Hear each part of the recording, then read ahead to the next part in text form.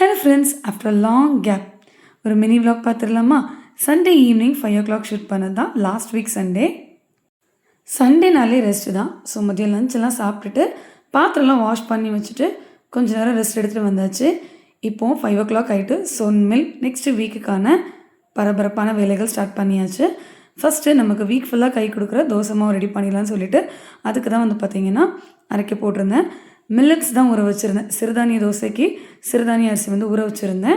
அதுக்கப்புறம் வந்து பார்த்திங்கன்னா கொஞ்சமாக வெள்ளைச்சோளம் வந்து தனியாக பணியாரம் செய்கிறதுக்காண்டி ஊற வச்சுருந்தேன். ஸோ ஃபஸ்ட்டு வெள்ளைச்சோள மாவை அரைக்க போட்டுட்டு வாஷ் பண்ணி வச்சுருக்க பாத்திரத்தை அதை இடத்துல எடுத்து வச்சுக்க ஆரம்பிச்சாச்சு. சண்டே மதியம் வரைக்கும் தான் சண்டேங்கிற வைப் இருக்குது. ஒரு ஈவினிங் மேலே ஆனோடனே நெக்ஸ்ட் டே மண்டேவே அப்படிங்கிற ஒரு பயம் ஆட்டோமேட்டிக்காக மைண்டில் வர ஆரம்பிச்சிருது. சண்டே ஈவினிங்லேருந்தே மண்டே மூடுக்கு மைண்டை ஃபிக்ஸ் பண்ண வேண்டியதாக இருக்குது. கொஞ்சம் கஷ்டமாக இருந்தாலும் பழகி தான் ஆகணும்.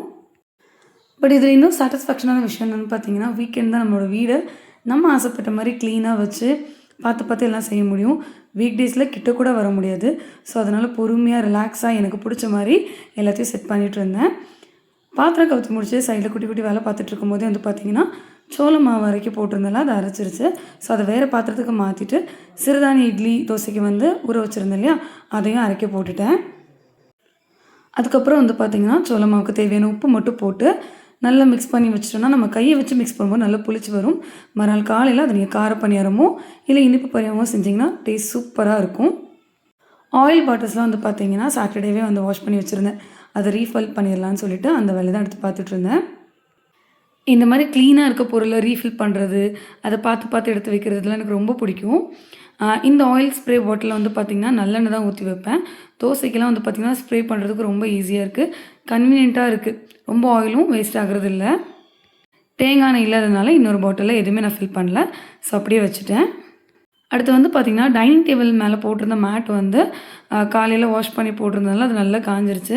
ஸோ அதையும் எடுத்து வந்து பார்த்திங்கன்னா டைனிங் டேபிளில் நீட்டாக விரிச்சிட்டு மேட்டையும் போட்டு விட்டாச்சு. இவ்வளோ வேலையை கம்ப்ளீட் பண்ணுறதுக்குள்ளே டைம் வந்து பார்த்திங்கன்னா 6 o'clock ஆகிடுச்சு. ஸோ லைட்லாம் போட்டுவிட்டு கொஞ்சம் ஃப்ரெஷ்அப் ஆகிட்டு வந்து கிச்சன்லேயும் இந்த மாதிரி சாம்பிராணி ஏற்றி விட்டாச்சு. ஆக்சுவலாக அந்த சாம்பிராணி ஹோல்டர் வந்து பார்த்திங்கன்னா ரொம்ப ஆசைப்பட்டு வாங்கினேன். என்னமோ டெய்லி அதை பொருத்தி அதை பார்க்க போகிற மாதிரி. பட் டைமே இருக்காது.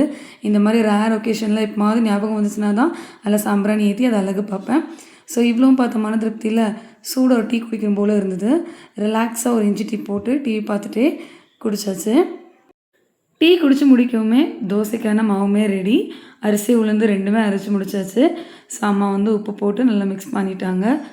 அது 2 கண்டெய்னரில் ஊற்றி வச்சு ஃப்ரிட்ஜ்லேயும் வச்சாச்சு. இப்படி தான் நம்மளோட லாஸ்ட் வீக் சண்டே போச்சு. Bye, thank you.